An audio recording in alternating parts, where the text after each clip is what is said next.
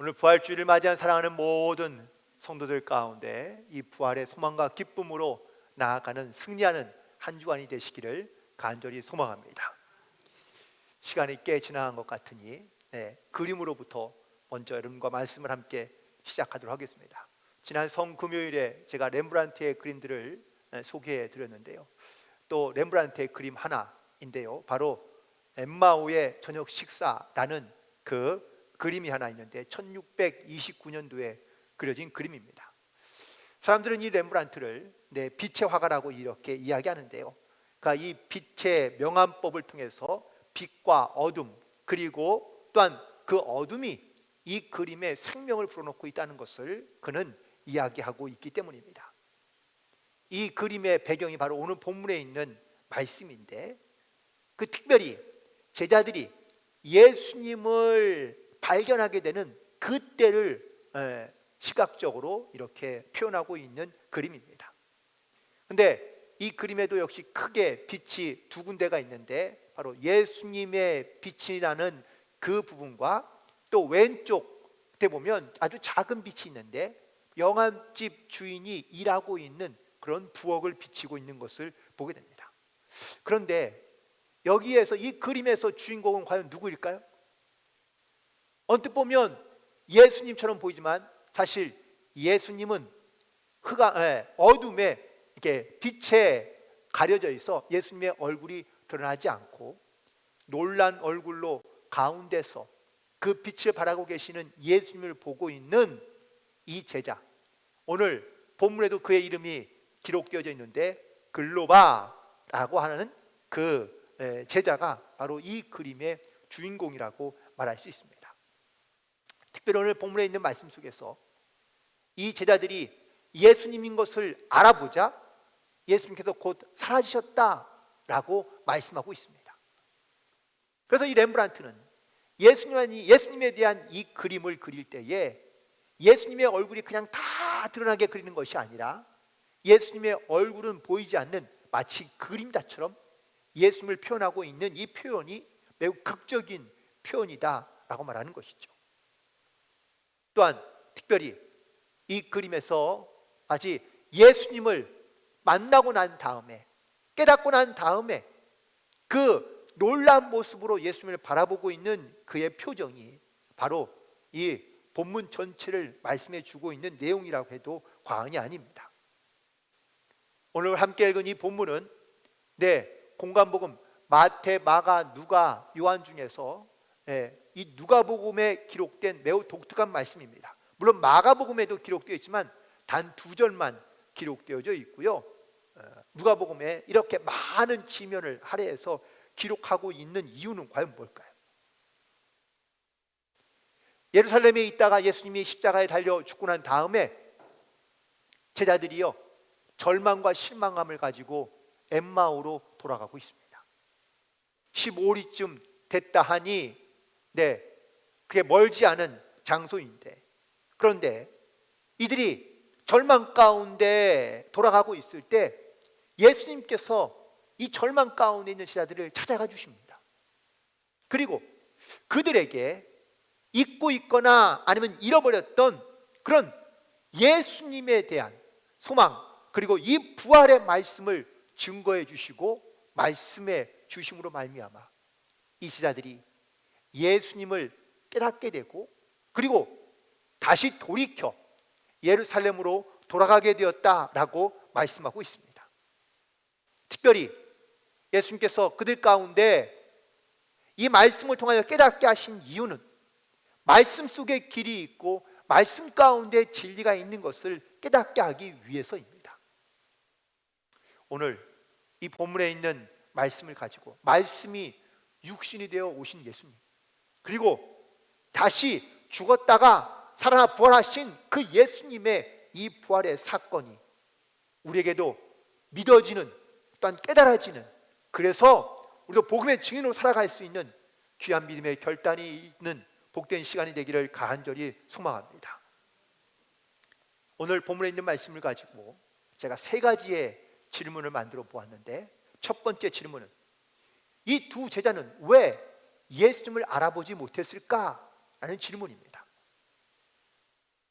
그 해답이 성경에 있는데, 첫 번째는 오늘 본문 16절에 있는 말씀입니다. 바로 그들의 눈이 가리어져서 그인 줄 알아보지 못했다고 말씀하고 있습니다. 종종 우리가 코앞에 두고도, 내 눈앞에 두고도 사실 그것을 몰라보는 경우가 종종 있습니다. 평소에는 괜찮은데 마음이 성급하거나 아니면 다급한 일이 있으면 내 눈앞에 있는 것을 보고도 놓고도 우리가 그것을 깨닫지 못하고 발견하지 못하는 경우가 종종 있다는 것이죠. 3년 동안이나 예수님을 따라다녔던 제자들이었지만 예수님이 그들 곁에 오셔서 말씀하시고 대화를 하면서도 그들은 예수님인지를 알아보지 못합니다. 이유는 영의 눈이 가려져 있기 때문이라고 말씀하고 있는 겁니다.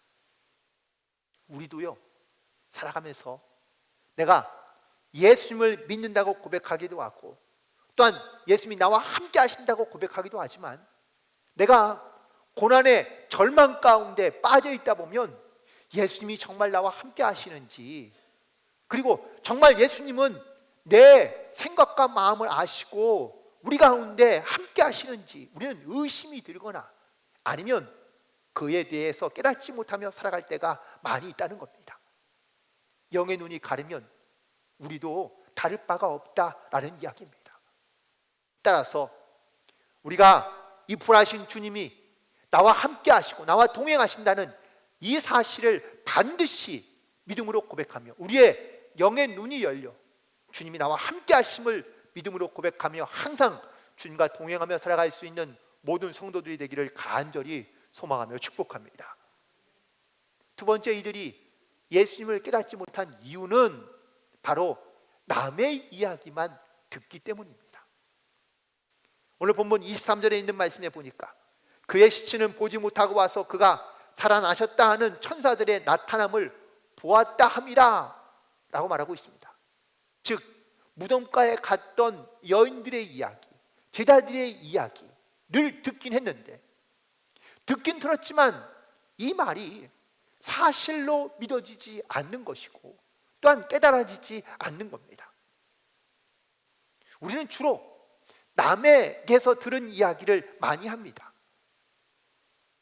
그리고 더 황당한 경우는 마치 내가 들은 이야기가 실제인 것처럼 얘기하는 사람들이 의외로 많습니다.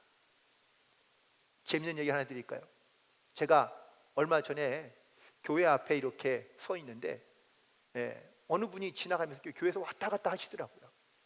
저는 교회에서 처음 뵙는 분이라 그래서 어떻게 오셨습니까? 라고 물었더니 대뜸 하시는 말씀이, 내가 이 교회 담임 목사님을 잘 아는데 그런데 내가 담임 목사님 만나려고 하고 그러는데 어디 계신지 모르겠다고 말씀하는 겁니다. 그래서 제가 좀 시치미를 뗐습니다. 도대체 누구신데 그랬더니 미국에 있을 때부터 잘 안다는 겁니다. 한 번도 본 적이 없습니다. 그런데 나중에 얘기해 보니까 전화통화는 한두 번 했더라고요. 그런데 그분이요, 마치 저를 너무나 잘 알고 있고 그리고 자주 친밀한 관계를 갖고 있는 것처럼 너무 말씀을 하시니까 제가 저인 줄 알고 저라고 이렇게 딱 말하기가 너무 애매한 상황이 되었습니다. 그래서 제가 나중에 담임 목사님 뵈면 인사드리겠다고 말씀드리고 제가 명함을 받아왔거든요.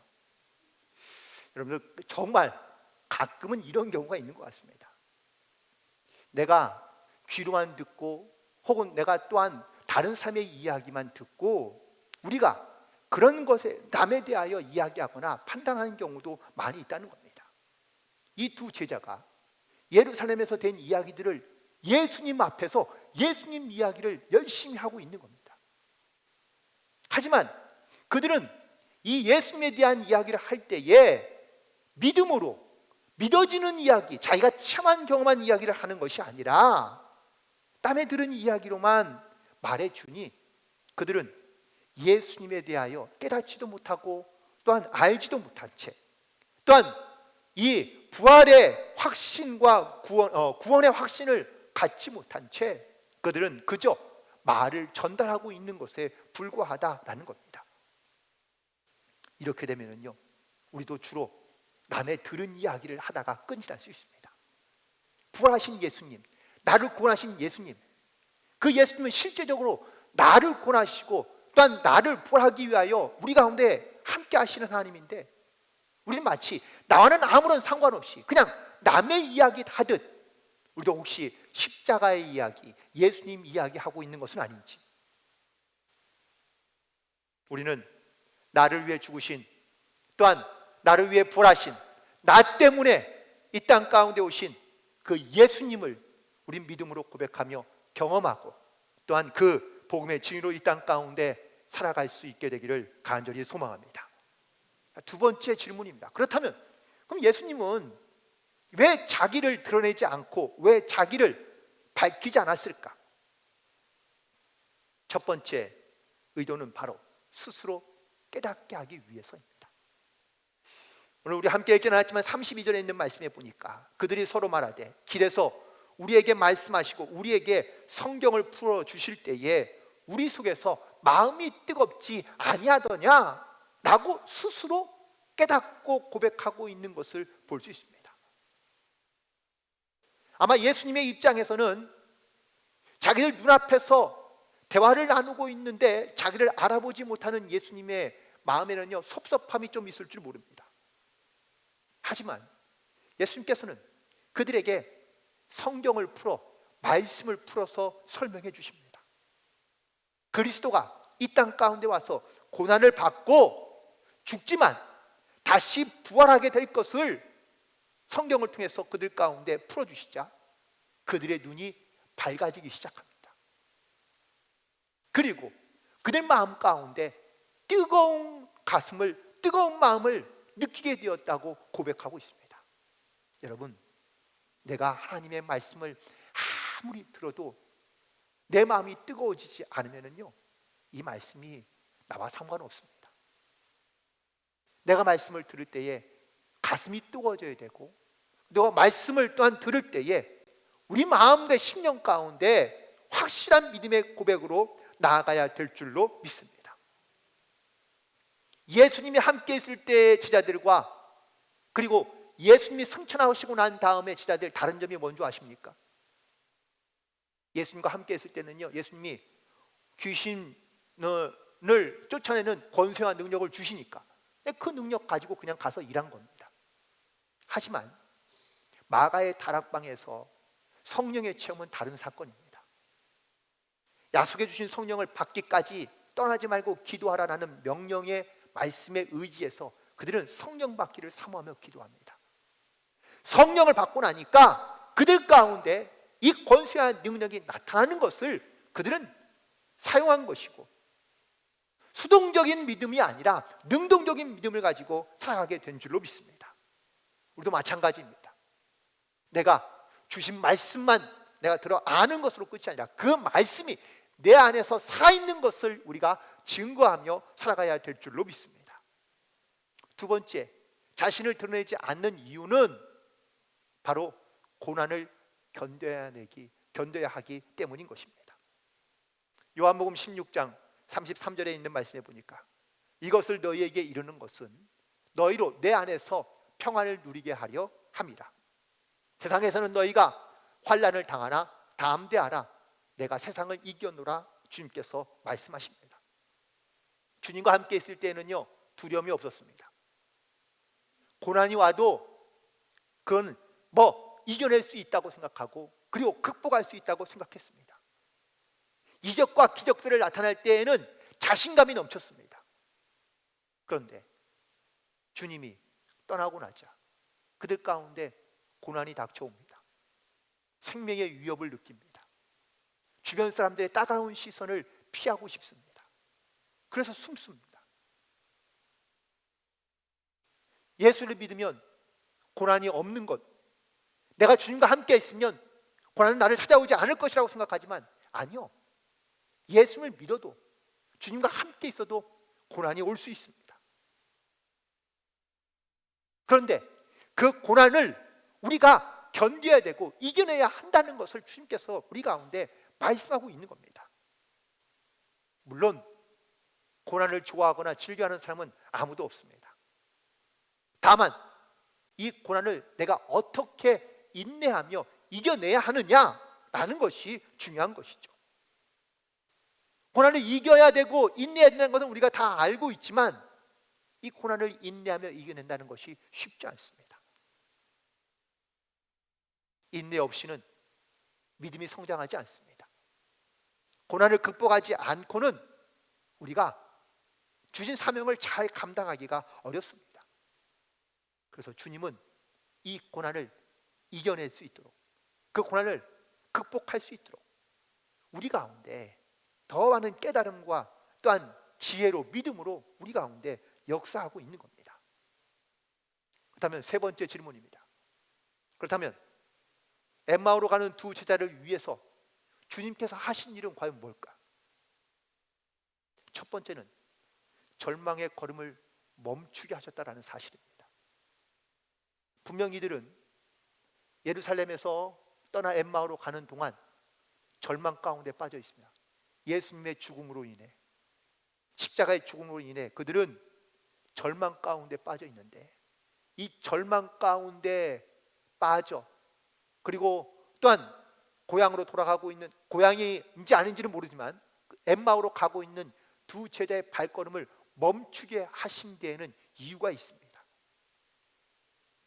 그리고 그들 가운데 찾아가서 하나님의 말씀을 말씀해 주시고 또한 긴 시간, 오랜 시간을 그들 가운데 할애하신 이유는, 이거는 인간적으로 보면 좀 미련한 방법 같지만 그 말씀 안에 길이 있고 진리가 있고 생명이 있기 때문인 줄 믿습니다.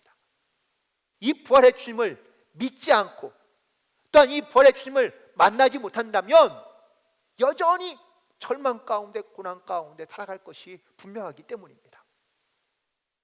죽음 때문에 낙심하고, 죽음 앞에 절망하고, 죽음 때문에 아무런 비전과 꿈도 없이 살아가는, 사실 이 시대에 수많은 사람들이 많습니다.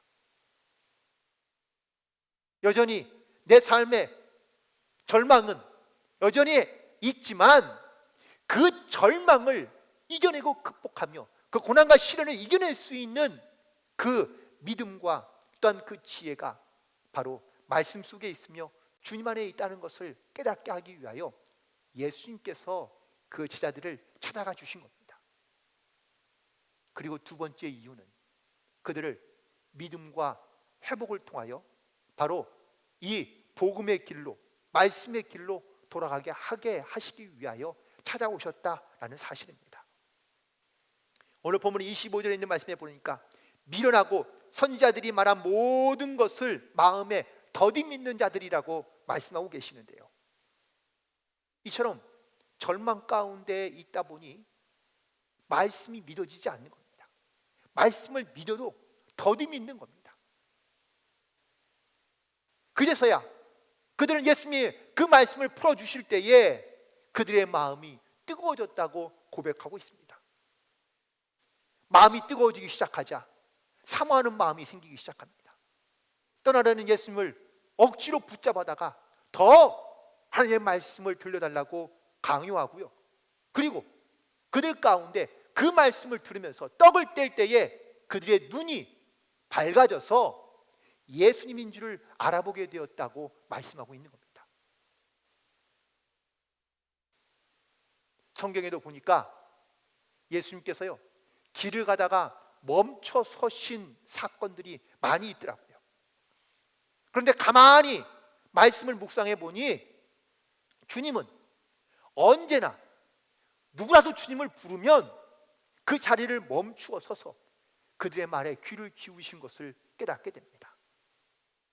여리고 성의 한 소경이 주님의 이름을 높이 부르자 예수님께서 그 가던 걸음을 멈추십니다.